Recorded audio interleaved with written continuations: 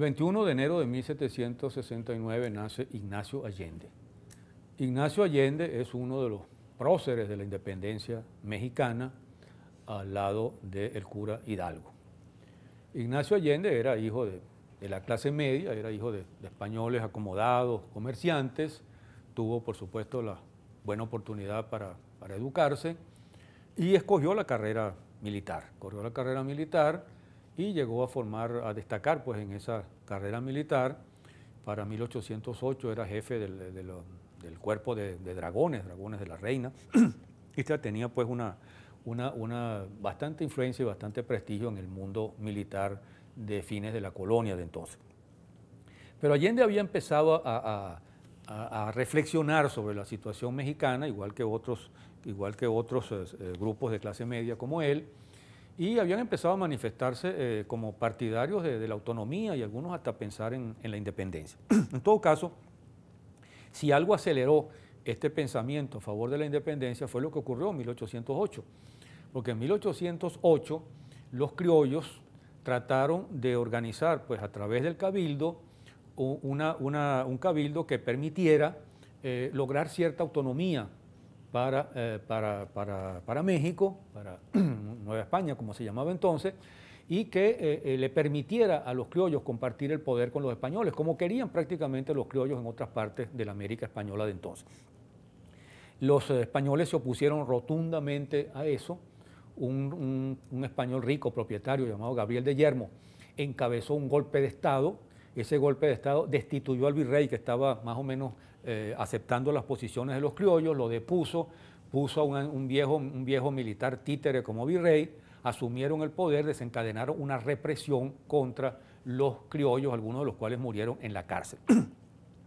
Eso llevó a radicalizar las posiciones de Ignacio Allende y de un grupo de criollos que lo acompañaba, como los esposos Ortiz, José Miguel Ortiz y su mujer y su esposa Dominga Ortiz, a los hermanos Aldama y otros más.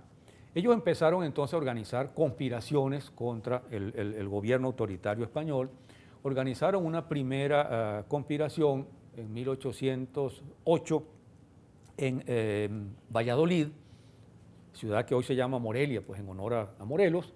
Esa conspiración fue descubierta y no trajo consecuencias para ellos porque la mayor parte de ellos logró no escapar de la cárcel, no fueron acusados directamente. Y se dedicaron entonces a organizar una nueva conspiración, la conspiración de Querétaro. Esta conspiración tuvo mayor importancia y allí ellos incorporaron al cura Miguel Hidalgo, que era el cura de Dolores, que era un cura que tenía mucho prestigio entre los campesinos y entre los indígenas por su posición solidaria y fraternal con ellos. La conspiración fue descubierta. Dominga le avisó José Ortiz de Domínguez le avisó a los conspiradores, a Aldama y a Allende, que se había descubierto la conspiración. Ellos se encontraban en Dolores y entonces decidieron con el cura Hidalgo iniciar la insurrección. El cura Hidalgo llamó entonces al llamado Grito de Dolores el 16 de septiembre de 1810 y empezó la Revolución Mexicana, la Revolución de Independencia Mexicana. Allende, por supuesto, era uno de los líderes prácticamente junto con Hidalgo de esa rebelión, pero Hidalgo tuvo desde el principio el principal peso, porque era el que contaba con mayor apoyo, con el apoyo popular e indígena. Y justamente ahí empezaron a surgir algunas divergencias entre Allende y el cura Hidalgo. Por un lado, Allende era un hombre más moderado, como hombre de clase media, más o menos acomodada, quería la independencia, pero asumía posiciones más moderadas. Y por otro lado, era como militar, quería un ejército organizado que fuese no muy grande, pero que fuese mucho más efectivo. El cura Hidalgo, que no era militar, que ni era precisamente de esa clase media acomodada, quería justamente una movilización popular enorme de grandes masas indígenas y no era partidario de un ejército muy restringido ni tampoco de posiciones muy moderadas, era mucho más radical. Eso llevó justamente a algunos enfrentamientos entre Allende e Hidalgo, que se manifestaron en el momento de la toma de Celaya, una de las victorias de los revolucionarios, y sobre todo después cuando se produjo la toma de Guanajuato y el ataque contra la fortaleza o la alhóndiga de Guanajuato. No voy a entrar en detalles sobre eso, simplemente de alguna manera la posición de Allende de alguna manera podía tener más sustento desde el punto de vista militar y político, pero desde el punto de vista social la posición de Hidalgo tenía mucha más base. De todas maneras, mientras se mantuvieron en la zona llamada del Bajío, tuvieron éxito. Pero cuando tuvieron que acercarse a Ciudad de México, la cosa se puso difícil.